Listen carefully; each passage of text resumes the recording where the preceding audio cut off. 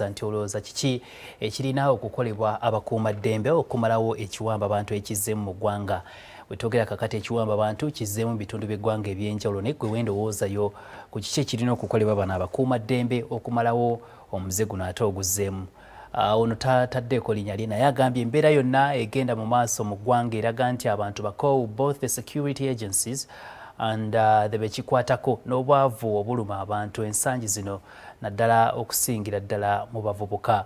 Kakati sitegedde ky'obadde oyogerako naye we bali kuteesa. Twaha Katumba Kyagulanyi ava ku mukutu guno ogwa Facebook agambye gavumenti erina okukyusa endowooza yaayo nti buli atagiwagira abamulabe waayo. Twaha we bali kuteesa bw'otyo.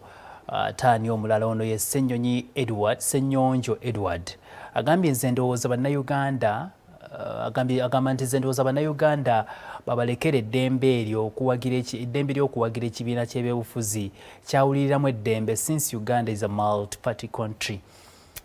Kale Edward bw'atyo ye bw'ateesezza.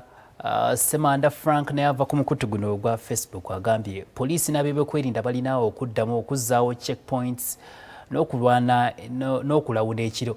Era gavumenti esaanye ezzeewo police posts ez'enjawulo abakuumaddembe bakolere wamu n'abantu okumalawo embeera eya kiwamba bantu.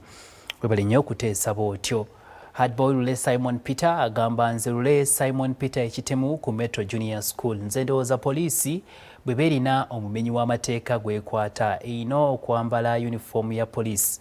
Kubanga poliisi bwekwata bannansi nga teri mu yunifoomu ffe tulowooza bawambiddwa awangaale omwana wa Muteesa. Webale nnyo Simon Peter, Lule Simon Peter n'abalala mwenna abateesezza ku mulamwa olunaku olwaleero mwebale nnyo okuteesa. Musigale nga mukyateekayo endowooza zammwe ziba nnungi nnyo ku lw'abo abateekerateekera eggwanga lino ssaako n'enteekateeka ez'enjawulo.